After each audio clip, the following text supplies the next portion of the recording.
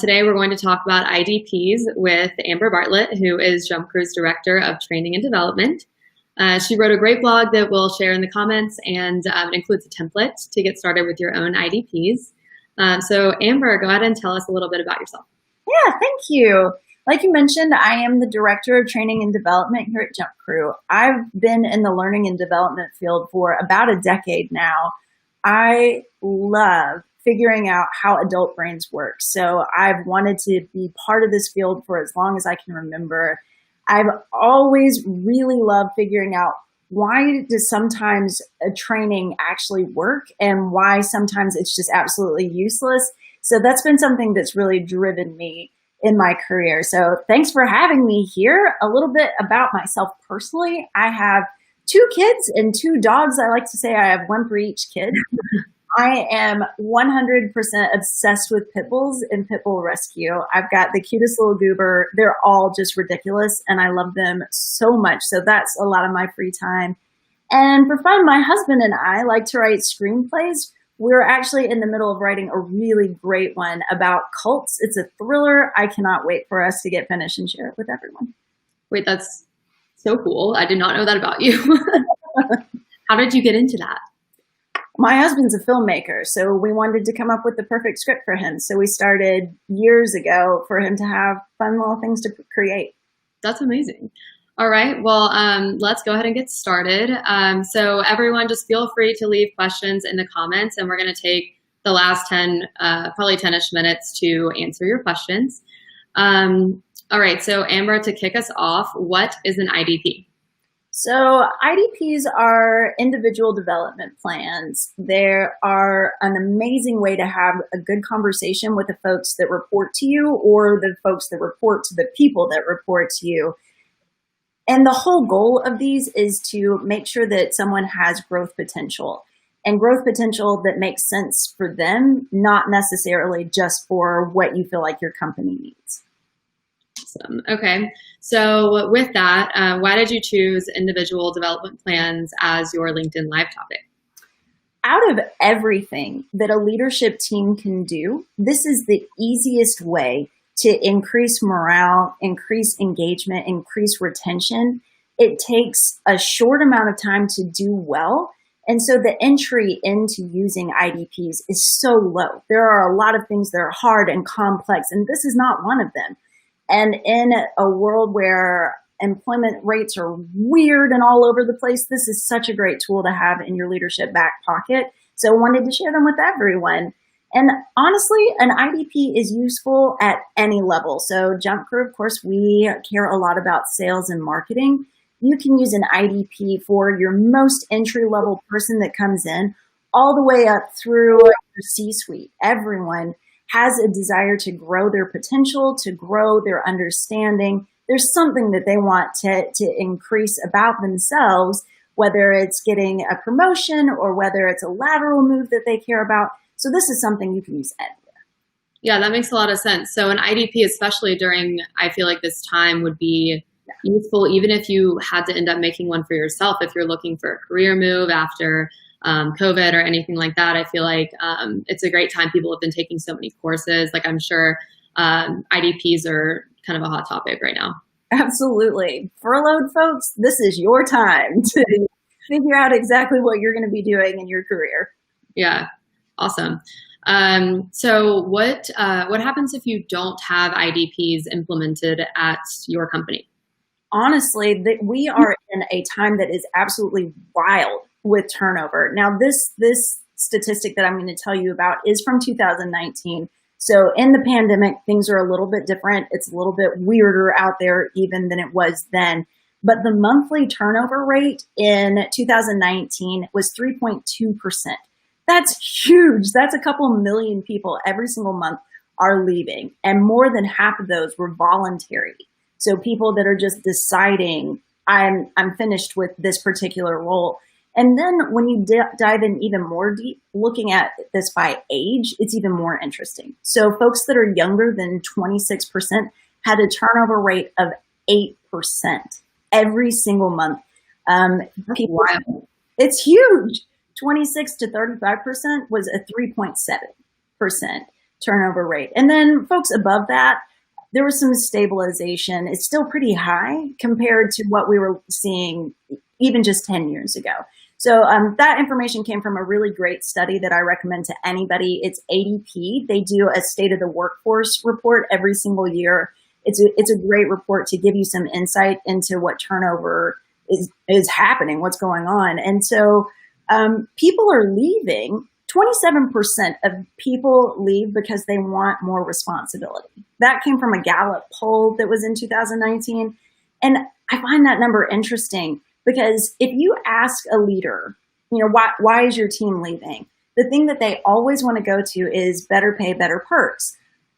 And in this poll, we found out that only 16% of people were leaving for better pay. So 27% wanted more responsibilities, wanted to tackle more difficult things. So it's actually really huge. Yeah, that makes a lot of sense. I feel like if you don't have the stability of like a growth pattern or something like that, then even if you are getting paid a lot, then that doesn't help you long term, right? So yeah. You're like, what am I supposed to do in 5 years when I haven't grown at my job? Like, am I just going to keep stepping up the ladder slowly? Right. I like to think about things even more tactically. I'm super data driven. So I work at Jump Crew. And so one of our most common roles that we hire for are BDRs. And so nationally, a BDR might make around $45,000 a year. Wherever you work might be higher or lower, but that's the national average. Every time you lose a BDR, they're going to cost you $7,000 to almost $10,000 every single time. And that's for a fairly entry level position. So the further up you move, if you lose someone in your C-suite, that's a loss of about 45% of their annual salary. And so the numbers to you are huge, but that's if people leave. What if you have people that stay that are just actively disengaged? They have a 37% higher absenteeism rate, 18% lower productivity, 15% lower profitability. So if we're going back to that BDR example, you're looking at annually losing over 15 grand because you had a disengaged person. And man, we can take care of that with IDPs. So why not? Yeah, I did not know about those stats. I know within the blog post, we talk about the stats that an IDP kind of helps, I think one of them is like a 33%, the employee is more ready to take on responsibility or something like that. But those stats on the cost of basically not having IDPs is wild.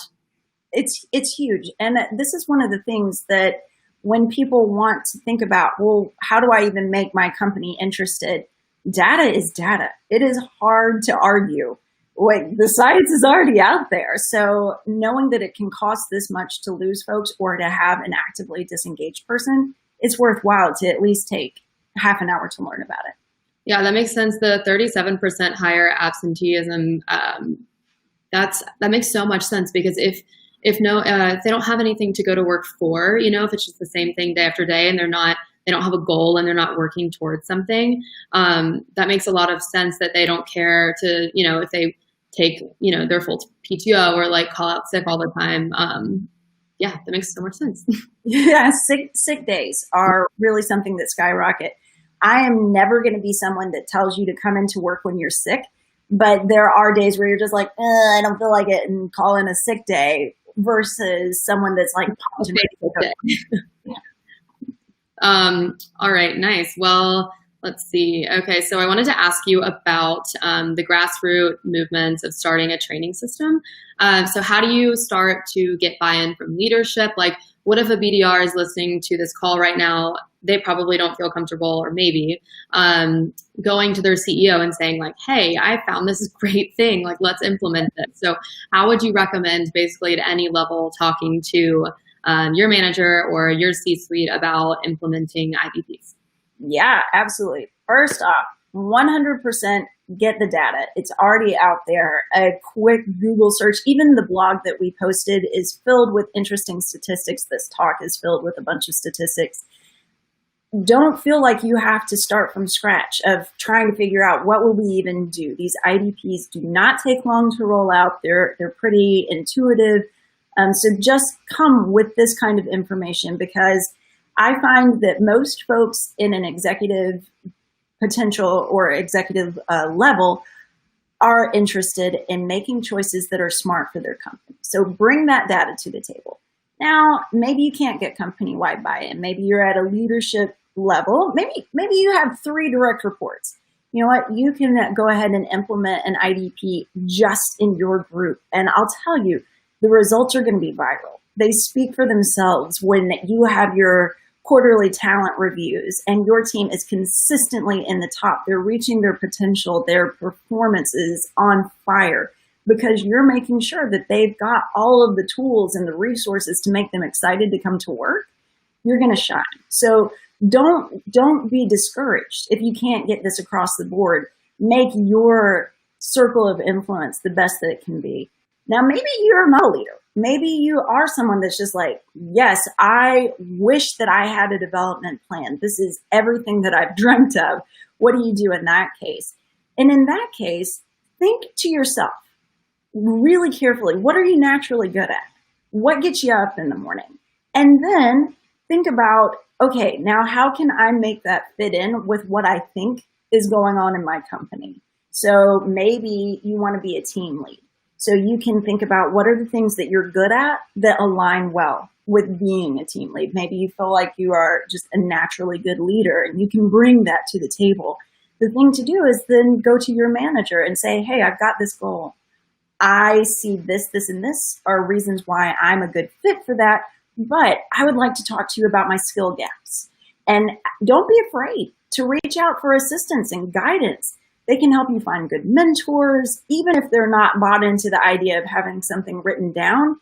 Mm-hmm. There are very few leaders that's going to look at someone that says, hey, I would like to grow, and be like, nope, not for you. Right? Like, that's absolutely not what happened. No, that makes a lot of sense. And I know at Jump Crew specifically, our CEO is super numbers driven. So I think that if we were pitching this to him, we'd come with these statistics and be like, and this is applicable here, here, and here. And we could have saved this much money, like something like that, I think would really register with someone in the C-suite. Absolutely. All right. So moving on, what are the benefits of an individual development plan for an individual employee versus a company? So, just tailored to like your team or something like that. Yeah, so having a training program as a whole is definitely helpful. There are ways for us to see what our team's skill gaps are and can bring in a bigger program. But honestly, those are pretty expensive. They take a lot of time. Everyone is going to go to the same class at the same time, so your opportunity costs are greater, and they're not very tailored. You might be taking someone, in our instance, you might be taking someone off the phone that's already really good at this because you're like, hey, team-wide, let's do this kind of thing. Or you're leaving out someone that really did need it because you couldn't spare them because everyone else is on this at the same time.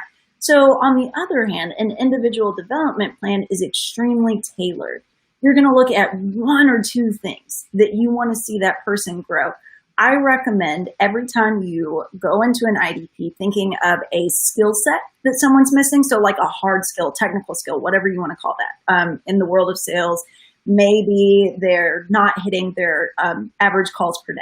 So that would be one of those hard skills. So you're going to set a goal of now by the next 90 days, I want to see you getting this number. So that's the first piece. The other piece is looking at a behavior. So maybe this person wants to go into leadership, but they're not particularly action oriented. So you need to help them come up with ways to be more proactive, going out and looking for that next step. Because honestly, you can't be a leader without that kind of like, I'm ready to dive into that next level. So having 2 things to work on, one very tactical, one more behavior driven, and it's very just specific to you. You do it slowly across at least 90 days. Sometimes people need half a year or even more to build these behaviors because some behaviors are really tricky and take a long time to build. But having these plans can help you get clarification from your leader. Because maybe Jesse, if you're my leader, I come to you and I'm like, I would love to be a VP, and you can be like, you know what, Amber, honestly, I don't know if that's the right path for you. Like, you're having this like serious conversation. Right. Here is what I see for you. Wow, I didn't even think about that. You're right. I would do great over here. I appreciate you bringing that up to me. It helps people grow their self-awareness, because you know what? It's not always the best, right? So helping people have these actual reasonable expectations. You're not going to have somebody promote from an entry level to the C-suite in 6 months. That's just not reasonable. So being a lot more clear about boundaries, and it helps you pave the way for more regular and open feedback. That is something that millennials and younger crave in their day-to-day. I don't know how many people I've interviewed that say, gosh, I feel like maybe I'm doing okay, maybe I'm not. So if you've already had this conversation and I know where you want to go, then as I'm watching you grow and your potential, I can still point out, man, this isn't quite aligning. Let's talk about this. I'm seeing some missteps here and here. But also important is, but you nailed it here, right? Like, we want these to be very positive conversations, which doesn't mean sugarcoat it, but everybody does stuff that we can be proud of, right? So bringing in both pieces of that. Yeah, that makes a lot of sense. I remember when I was going into my first like kind of manager role at Jump Crew, even, we have such a fun, cool culture because, we have so many young people and it's just a really fun place to work. And my boss was like, Jesse, if you want this role, you can't be such good, like, friends with these people, your teammates, like, there has to be some sort of boundary here if you're going to manage them. And I was like, oh my gosh, like, I didn't even realize that I was doing that, so I feel like that's totally applicable, like what you're talking about. And especially in sales, I can imagine, like, the sales floor gets super fun, on a Friday afternoon at like 4:00 even.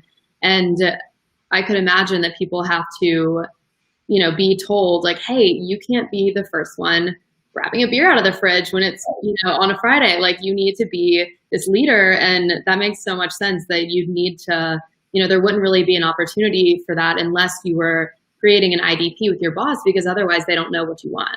Exactly. Or they think you want leadership and you just want to be a really dang good salesperson. Yeah. Like, both sides, we accidentally push people into leadership because they're so good at what they're doing and we don't want to lose them. But then it's not necessarily a skill fit, and it's not a desire driven. It's hard to turn down a promotion. If somebody came to me and was like, hey, we want to give you a better job, I'm going to be like, well, yeah. And I'm not going to necessarily take the time to step back and be like, but is that good for me? Because I'm like, more money. Yeah. Whatever. But these conversations make sure that we're growing people in the way that's going to be the best fit for them possible. Yeah, that makes a lot of sense. So what are, kind of on the flip side of that, what are the benefits of implementing IDPs for companies? Like, we kind of touched on it earlier with the percentages up there about, the turnover and all of that kind of stuff, but let's touch on it again. Yeah, this is actually something new that I've just been learning. I'm super stoked about it, is talent agility. So talent agility is looking at what we think is going to happen in the future. The market is really volatile right now. Things are going on that we've just never seen before in our lives. So are we prepared for the future? Now, if we have an IDP in place and we're building up the folks that report to us, we can help future-proof ourselves. We can say, okay, I sense this is the way this is going. I've been keeping up with the research. I've got a pulse on what's going on. We're going to need to get here.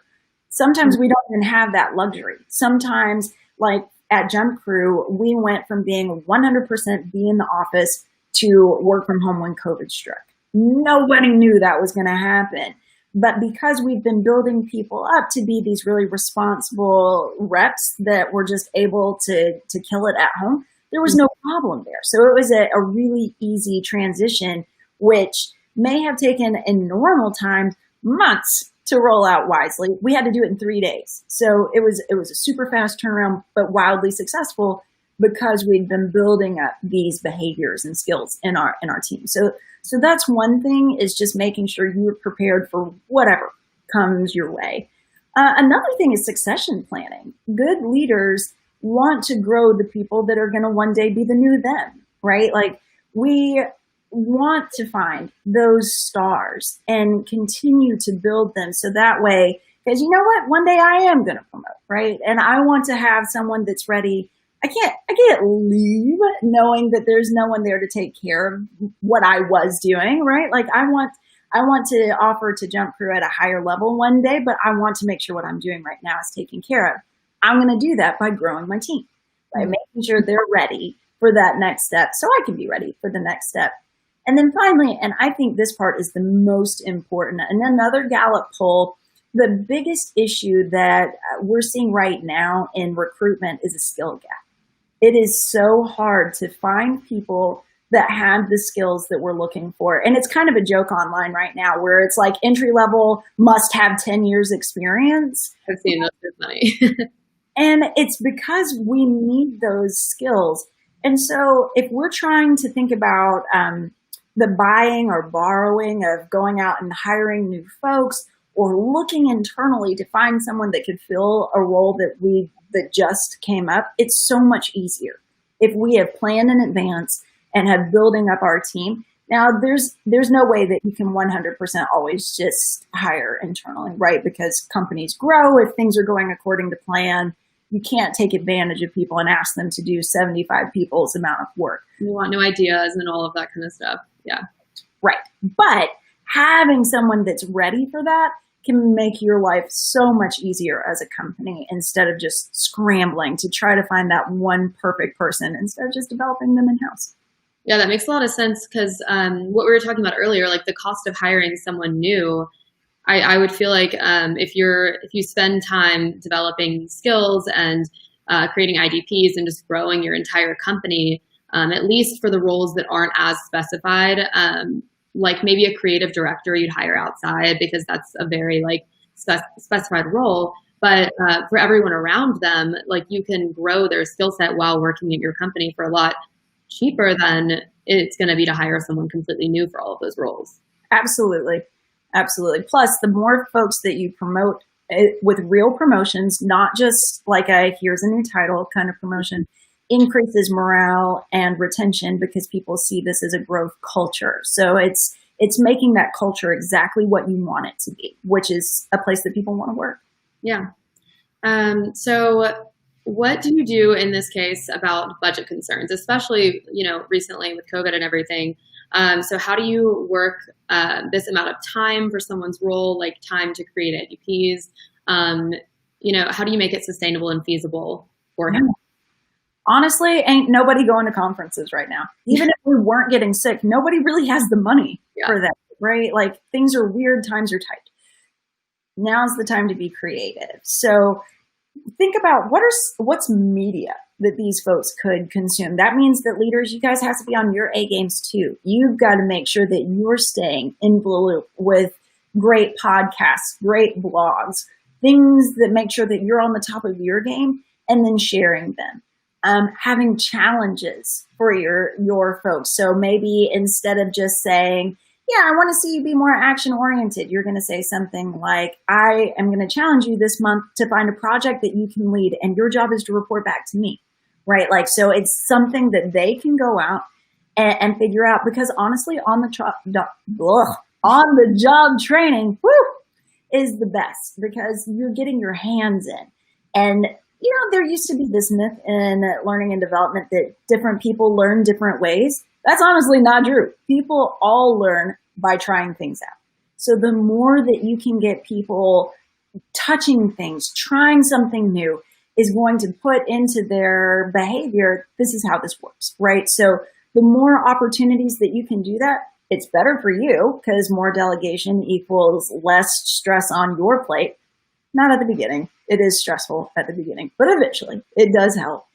And then also, on the other hand, maybe you can have them shadowing some of the current rock stars in that role. which not only helps the person who wants to be that, but it helps that rock star's IDP because now you're giving them the ability to be a coach. So it all kind of loops back in on itself. You can do all these things for $0. And it's still, there's a lot that you can do for little to no money.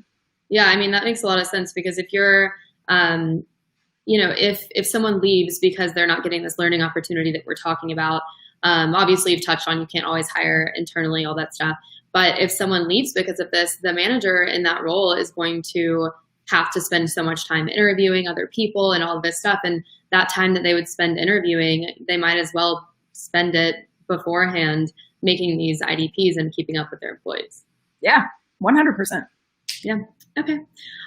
So how do IDPs directly impact culture? It's so clear. In a company that has a growth culture, people are happier. They're more engaged.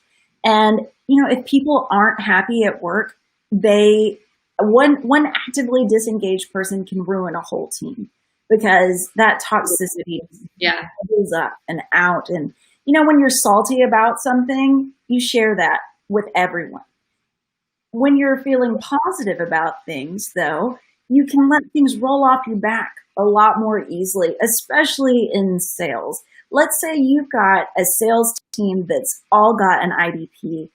Salespeople tend to be a little bit competitive. We don't want to encourage them to be at each other's back for sales or whatever. But if you've got this environment where they're all growing, they're all grasping for their best potential, imagine how productive your sales floor could be because everyone's engaged, everyone's excited. They're all looking for that next thing that's going to come up. And so they're all just feeding off one another's energy instead of having those bad apples that are going to cause folks to plummet. Yeah, I think someone told me recently about this saying or whatever it is, instructions, I guess, to never go to the people on your same level when you're upset about something because it just spreads the negativity. You should always go to someone that's a level higher than you. But that's not reality, right? That's what should happen. But in reality, everyone turns to the person next to them and it's I'm so frustrated. So it makes a lot of sense that, if people have IDPs and they're happier and all this stuff, it doesn't spread the negativity like wildfire all over your sales floor. Absolutely. So let's go into, I think this is probably the most exciting part. What makes a good IDP? And I know that in the template, it touches a little bit on this in the goal section, but I'd love to hear what you think about it. So the end goal, again, is a good conversation. So I feel like people get really overwhelmed when they look at these different forms that you can see because some people have made them really complicated. But what you're looking for is you want an understanding of the folks that report to you that sometimes you just don't have. I love hearing what's the driving passion of someone. So the things that you need 3 parts. And when you get them all together, they equal just absolute magic. You want the thing that your person is passionate about. IDPs take work. And if you are trying to drive someone to something that they're not passionate about, it's never going to work out because they're not going to be willing to do that level of work, right? You're just why would I? Yeah. So making sure that you're touching that passion, that is one of the biggest reasons why people get fulfillment in their job is because they feel like their work has purpose. So figuring that out. Part 2 is natural aptitude. All right, here's a dirty secret about me is I am not detail oriented at all. None. So if my boss came in and was like, okay, we're going to have an IDP for you and it's going to revolve around getting everything super organized and you're going to handle all these fiddly things, I'd be like, nope, that's just not going to work well for me. I'm naturally good at big thoughts, at creative thinking. So knowing that about myself, how can I elevate those skills? Now, that's not to say you should not touch things that people are not naturally good at, but having a nice balance. You don't want someone to feel so far behind the 8 ball that they can't even compete here. So if everything is just outside of their wheelhouse, again, they're going to drop it and not do the work. Yeah. The last thing, we still have to make business cases for all of this, right? We want to make sure that we are helping our folks grow into something that makes sense. I mean, Jesse, you could be super passionate and super good at stamp collecting, but I cannot make it a job for you to do that at One Crew, right? So that's what the leader brings to the table. We hear about the passion, what people are naturally good at, but then we are going to temper that with, oh yeah, I hear what you're saying. Here are some options for you. I'm not going to make those decisions for you, because at the end of the day, it is the person doing the IDP's responsibility to say, yes, this is what I agree to. Basically, an IDP is a very loose contract. It is not a contract that says, if you do all this, check, check, check, you get a promotion. It's a, here are the things that I see you could potentially work on. I'm going to support you if you do that work. So it's kind of it's a two-way street. So we have to just make sure that the things that we're supportive of are going to have an end result, right? And yeah. You know, in a day when we do have more money and can send people places, having that business case front and center is definitely super important. So that way we can say, yeah, this conference makes sense because we've agreed to X, Y, and Z. And honestly, download that template, guys. The template has a lot of questions that you can ask to make sure that this conversation flows the way that you want it to, and can help you remember to make smart goals at the very end. It's a pretty good template. If I can say so myself. Nice. Okay, so we have two questions. One of them is actually from me. But we'll go with the one from Britton first on LinkedIn. And she says, can you explain the difference between an IDP and a 30-60-90? Yeah, so a 30-60-90 typically is something that people are giving out at the very beginning of your onboarding. You might have a manager that's doing 30-60-90s for forever, in which case it's the same thing.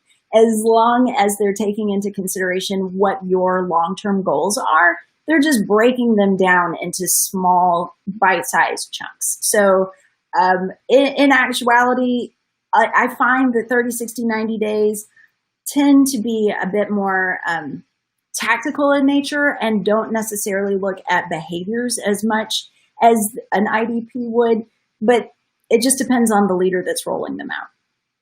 Makes sense. So my question was, are IDPs always kind of a casual contract, or are they ever completely tied to a promotion or a raise or anything like that? Like, how do you differentiate the two? Yeah, so I never like to exactly tie them to something because, first off, let's say we've entered into this and you've done everything. You've done great, but I just don't have the money to give you that thing that I promised at the beginning. Mm-hmm. You're going to leave disenfranchised with me, and I'm going to leave disenfranchised at my company because I made this promise and I couldn't live up to my end of the deal. Right. Now, the ways that you can use it successfully for that is the idea of these are things that you would have to do to get to this next step. Mm-hmm. Can't promise you at the end what's going to happen. So it's so much more casual than just a, yep, you're going to get this if you do that kind of world. But, in a changing environment, I just like to be super careful with anything I promise more than tomorrow. Yeah, that makes a lot of sense. Okay, well, I think, I guess the only thing we have left, we've shared on LinkedIn the blog post that we've been talking about, and it's the same title as the LinkedIn Live title. If you click on the blog post to read it, there's a template at the bottom that you can download. And then we will be live again in another 2 weeks, I believe. So we'll create a LinkedIn event and share it out so you can attend the next one. And thank you for coming. I think